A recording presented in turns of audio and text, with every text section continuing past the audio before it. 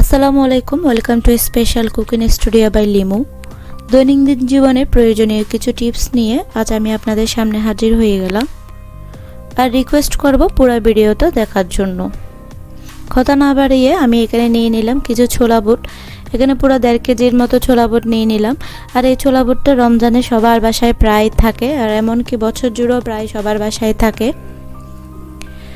রমজানে যেহেতু বেশি পরিমাণ থাকে, যদি রমজানের শেষে বেশি পরিমাণ থেকে থাকে তাহলে অল্প কিছু ছোলা নিয়ে আপনি সিদ্ধ করে ভাজার জন্য যে উপকরণগুলো ব্যবহার করেন এই উপকরণগুলো অল্প পরিমাণে দিয়ে আপনি ভেজে অল্প অল্প পরিমাণ যতটুকু খাবেন ততটুকু যদি ভাগ করে করে যে কোনো একটা বক্সে বা পলিথিনে ডিপে রেখে দেন, তাহলে যখন খাওয়ার জন্য বের করবেন তখন এতে অল্প পরিমাণ পেঁয়াজ রসুন বা মরিচ দিয়ে তেল দিয়ে অল্প ভেজে পরিবেশন করলে টেস্টটা একদম পরিপূর্ণ থাকে।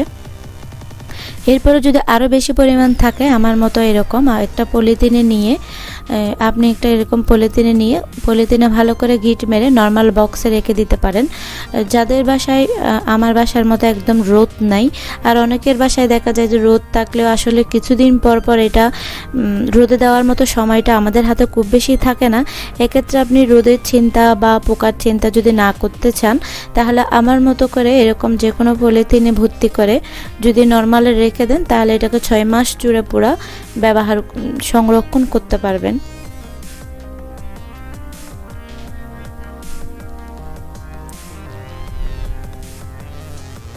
আর আজকে আমি যে টিপসগুলো দেখাচ্ছি এই টিপসগুলো হচ্ছে আমরা ব্যবহারের জন্য দোকান থেকে অল্প পরিমাণ কিনে আনার পরে ব্যবহার করার পরে কিছু পরিমাণ যে উপকরণগুলো থেকে থাকে এগুলো কিভাবে আপনি সংরক্ষণ করবেন এইরকম কিছু টিপস নিয়ে আজকে ভিডিওটা আমার।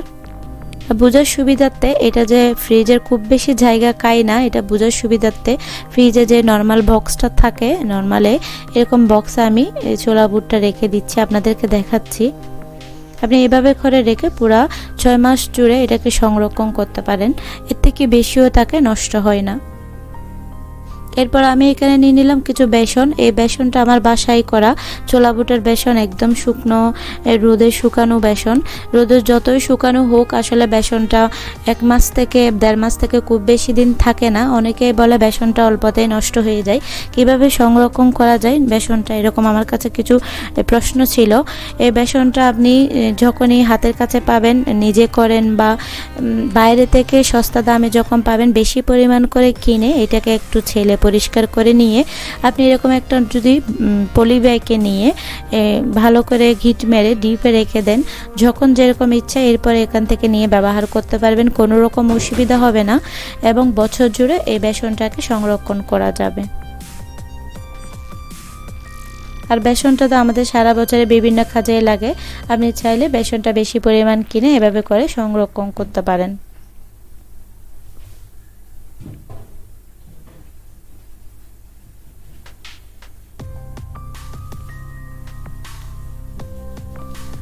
এরপর আমি এখানে নিয়ে নিলাম কিছু চিড়া। এই চিড়াটা তো আসলে সবাই বেশি পরিমাণ কিনে বাসায় রাখতে চায় না, অল্পতে এটা পোকা হয়ে যায়, নষ্ট হয়ে যায়। আর যখন বেশি পরিমাণ চিড়া কিনে ফেলা হয় বা বাসায় থেকে যায় এক্ষেত্রে আপনি এই চিড়াটাকে রোদে দিলেও অনেক সময় দেখা যায়, আমি অনেকবার রোদে দিয়ে দেখছি এরপরেও পোকা আসে, নষ্ট হয়ে যায়, ফেলে দিতে হয়। এক্ষেত্রে যদি পোকার চিন্তা বা রোদের চিন্তা না করেন তাহলে এক্ষেত্রে যদি আপনি এরকম একটা পলি ব্যাগে নিয়ে চিড়াটাকে, আমি এর আগে অবশ্যই রাখার আগে চিড়াটাকে একটু ঝেড়ে নিছি, পরিষ্কার করে নিছি যাতে একেবারে আর ঝাড়তে না হয়।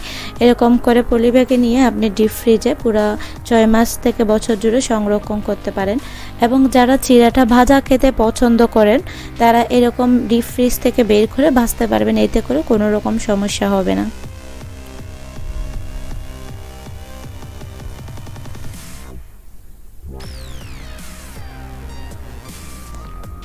এরপর আমি এখানে নিয়ে নিলাম কিছু শুকনো মরিচ। এরকম শুকনো মরিচ আমি আসলে বেশ কয়েকবার কেনার পরে কিছুদিন ব্যবহার করার পরে দেখা যায় এগুলা 1.5 মাস হতে হতে মরিচের ভিতরে সাদা পাঙ্গাস চলে আসে, এগুলোকে ফেলে দিতে হয়। তো এই ক্ষেত্রে এই মরিচটা কিন্তু আমার ডিপে রাখা ছিল, পুরো 4 মাসের মতো ডিপে রাখা ছিল। এই জন্য আমি আপনাদেরকে একটু ছিঁড়ে দেখাচ্ছি ভিতরের অবস্থাটা। মরিচটা একদম সুন্দর লাল আছে, কোনো রকম ফাঙ্গাস পড়ে যায় নাই। এরকম যদি আপনি মরিচটাকে যতই শুকিয়ে রাখেন না কেন, দেখা যায় কিছুদিন পরে এটা টিকে নষ্ট হয়ে যায়। এক্ষেত্রে আপনি মরিচটা অল্প ব্যবহার করার জন্য যেগুলো আমাদের হাতের কাছে থাকে, এই মরিচগুলো যদি একটা পলিথিনে নিয়ে ভালো করে গিট মেরে বাতাস না থাকার মতো ডিপে রেখে দেন, তখন দেখা যায় এগুলোকে পুরো আপনার যতদিন ইচ্ছা বা মরিচটা যতদিন শেষ হয় নাই ততদিন পর্যন্ত এটাকে ব্যবহার করতে পারেন, কোনো রকম অসুবিধা হয় না। আর মরিচটা যখন নর্মাল ডিপে থাকে তখন মরিচটা একদম মচমচে ভাজা মরিচের মতো হয়ে যায়। তখন আপনার হাতে যদি ছট করে মরিচের গুঁড়াটা লাগে, তখন আপনি এটাকে ডিপ থেকে বের করে হাতে গুঁড়া করলেও এই মরিচের গুঁড়াটা হয়ে যায়।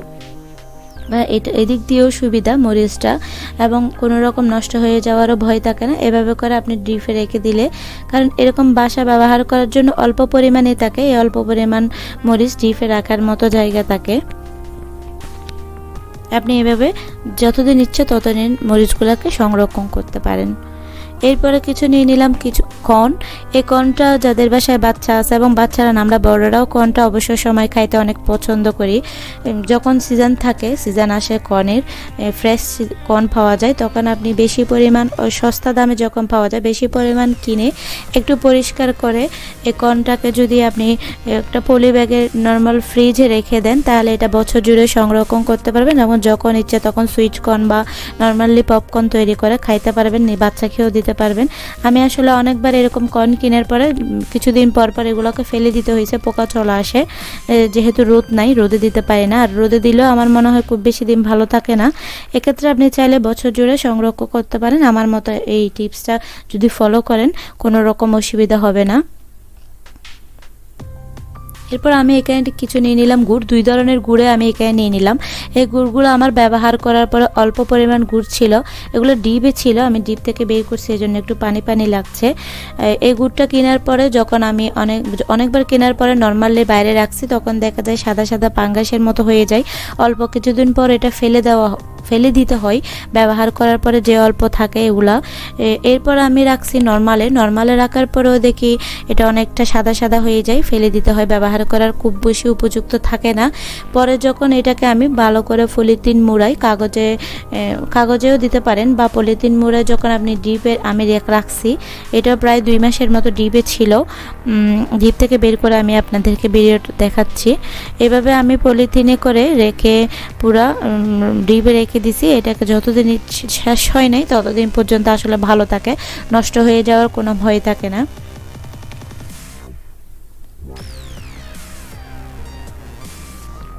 আমি কিন্তু অনেকবার এরকম গুড় ফেলে দিয়েছিলাম, নষ্ট হয়ে গেছিল। আমি যেভাবে সংরক্ষণ করছি এটাই আমি আপনাদেরকে দেখাচ্ছি খুব সহজ উপায়ে।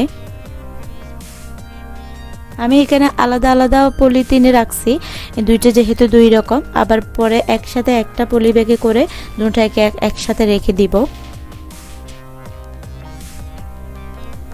আপনি হয়তো ভাবছেন আসলে ডিবে এত জায়গা, আসলে হ্যাঁ এত জায়গা থাকে না। আমি বোঝার সুবিধার জন্য পরে পুরো ভিডিওটা একটু দেখাবো। ডিবে যে আমি রাখছি খুব বেশি জায়গা লাগে না এটা। এখানে আমি কিছু নিয়ে নিলাম কালো সরিষা। দোকান থেকে অল্প পরিমাণ কালো সরিষা কিনে আনার পরে ব্যবহারের পরে অল্প কিছু থেকে যায়। এই অল্প কিছু যদি আপনি নর্মালি বক্সে বা যে কোনো একটা বয়ামে রেখে দেন, তাহলে এগুলো কিছুদিন পরে নষ্ট হয়ে যায়, ফেলে দিতে হয়। আমি এরকম অনেকবার ফেলে দিছি। এক্ষেত্রে যদি আপনি এরকম বেঁচে যাওয়া যে অল্প সরিষা থাকে, এগুলোকে একটা পলি ব্যাগে নিয়ে গিট মেরে ডিপ ফ্রিজে রেখে দেন, তখন দেখা যায় এগুলো যতদিন থাকবে, যতদিন শেষ হয় না এগুলো, ততদিন পর্যন্ত আপনার ডিপে থাকবে। আসলে বেশি পরিমাণ তো এগুলো বাসায় রাখাই হয় না, আর যখন ইচ্ছা তখন এভাবে নিয়ে ব্যবহার করতে পারেন। এতে করে স্বাদ কোনো রকম টেস্ট নষ্ট হয় না। আর এগুলো নিয়ে নিলাম পোস্তদানা। এই পোস্তদানা তো সবার বাসায় প্রায় প্রয়োজন হয় বিভিন্ন রকম মাংসে দেওয়ার জন্য। আমিও ঠিক এভাবে দোকান থেকে কিনে নিয়ে আসছি, কিছু পরিমাণ থেকে গেছে, এরকম বেশ কয়েকবার থেকে গেছে, এগুলো রেখে দিছি এবং পরে ধলা পেকে গেছে, পাঙ্গাস পড়ে গেছে, নষ্ট হয়ে গেছে, ফেলে দিতে হয়েছে। যদি এরকম অল্প পরিমাণ থাকে, এগুলো আপনি যদি যে কোনো একটা ছোট বক্সে না পলিথিনে রাখলে জায়গাটা কম নষ্ট হয়। যদি এভাবে পলিথিনে করে রেখে দেন ডিপ ফ্রিজ ফ্রিজে, তাহলে এগুলো যখন এরকম প্রয়োজন তখন ওভাবে নিয়ে ব্যবহার করতে পারবেন। আর বা যে নষ্ট হওয়ার বা ফেলে দেওয়ার কোনো রকম চান্স থাকে না।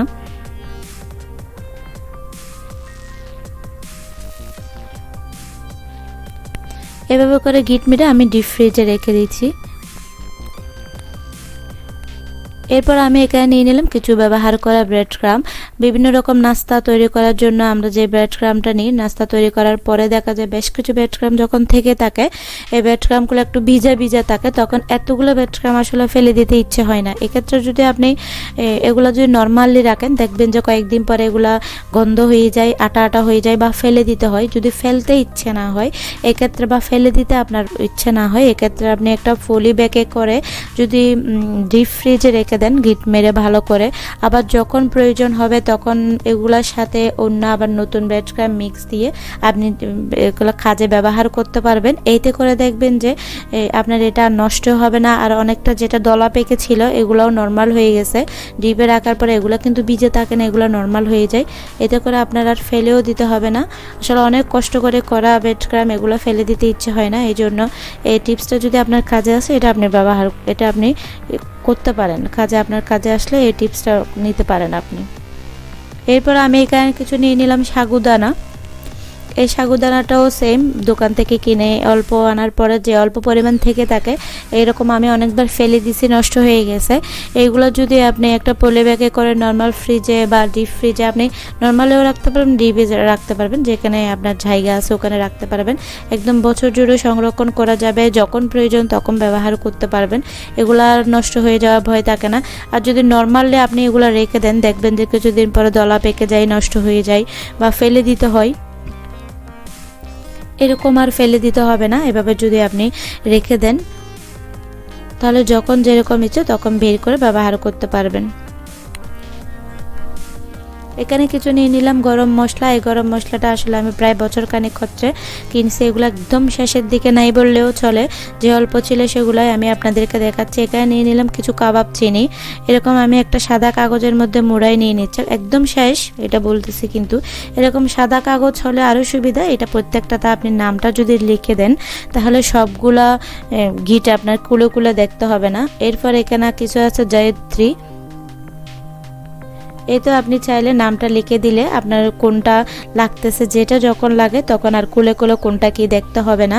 এখানে আছে কিছু বড় এলাচ, 2টা বড় এলাচ। একদম বারবার বলতেছি, এটা কিন্তু আমার ব্যবহারের একদম শেষ হয়ে গেছে, আমার আবার কিনতে হবে। ভিডিওতে এই অল্পই ছিল, এজন্য আমি এই অল্প পরিমাণ দেখাচ্ছি। কিছু স্টার মরিচ। এইভাবে যদি আমার মতো সাদা কাগজ মুড়ে রাখেন আপনি, এক্ষেত্রে আপনি নামটা যদি লিখে দেন আপনার অনেক সুবিধা হয়। এরপরে এগুলো কিছু রাঁধুনি। এই রাঁধুনিটাও প্রায় 1 বছর ধরে এই মশলাগুলো আমার আছে। এগুলো আমি যখন প্রথম কিনে নর্মালি রাখছিলাম, তখন এগুলোতে পাঙ্গাস পড়ে গেছে অনেকটা, আমি ফেলে দিয়েছিলাম। যেহেতু আমার বাসায় রোদের কোনো রকম সুযোগ নাই, এরকম সবগুলো একসাথে নিয়ে আমি একটা পলি ব্যাগে করে মুড়াইয়ে ভালো করে ঘিট মেরে ডিপে রাখি। এতে করে আপনার বছর জুড়ে যতদিন ইচ্ছা, যতদিন শেষ না হয় ততদিন থাকে, কোনো রকম অসুবিধা হয় না। এটা হচ্ছে লাস্ট টিপস। এই টিপসটা হচ্ছে যারা আস্ত গম বা গোটা আস্ত গম যেটা আছে, এটা থেকে গম থেকে আটা করে যারা খান তাদের জন্য। আসলে এই গমটা বেশি দিন থাকে না, দোকানের গম, দোকানের আটা বা দোকানের ময়দাগুলা অনেক দিন থাকে, কারণ এগুলাতে প্রিজারভেটিভ থাকে। আমাদের এই গমটাতে কিন্তু কোনো কিছু থাকে না, এই জন্য 1.5 মাস থেকে বেশি দিন ভালো থাকে না। আর যদি বেশি পরিমাণ থেকে থাকে, আপনি বেশি দিন রাখতে চান, তাহলে এইভাবে করে আপনি গুঁড়া করে যদি ভালো করে পলিথিনে মুড়ে ডিপ ফ্রিজে রেখে দেন, তাহলে 6 মাস ধরে এটাকে সংরক্ষণ করা যাবে, কোনো রকম পোকা বা গন্ধ হয়ে যায় না, একদম পিওর বা ভালো থাকে। আর এতক্ষণ পর্যন্ত যে টিপসগুলো আপনাদেরকে দেখাইছে, আপনি নিশ্চয়ই ভাবছেন এতগুলো তো ডিপে রাখলে ডিপে জায়গায় থাকবে না। আসলে ঠিক তাই, ডিপে জায়গায় থাকবে না, কিন্তু যে টিপসগুলো দেখাচ্ছে এগুলো ব্যবহার করার পরে যে অল্প পরিমাণ থাকে ফেলে না দেওয়ার জন্য, এগুলো কিভাবে সংরক্ষণ করতে পারবেন এগুলাই কিন্তু আমি আজকে আপনাদেরকে দেখাইছি। আর বুঝার সুবিধার্থে ডিপে যে রাখলে, যে কোনো একটা থাকে রাখলে, এটা থাকের এক কোনাও যে জায়গা লাগবে না, সবগুলো উপকরণ রাখলেও আমি যে 12টা টিপস দেখাইছি এগুলো সব সব রাখলেও এক কোনাও যে ভর্তি হবে না, এটা বোঝার সুবিধার জন্য আমি একটু আপনাদেরকে দেখাচ্ছি। এক্ষেত্রে শুধু আমি যেটা ছোলা বুট এটাই রাখি নাই, আর সবগুলো উপকরণ রাখছি, এমনকি সাগুদানাটাও রাখছি। টিপসগুলো যদি আপনাদের ভালো লেগে থাকে প্লিজ একটা লাইক করবেন, আর কেমন লেগেছে অবশ্যই আমাকে কমেন্টস করে জানাবেন। সবাই ভালো থাকবেন, আল্লাহ হাফেজ।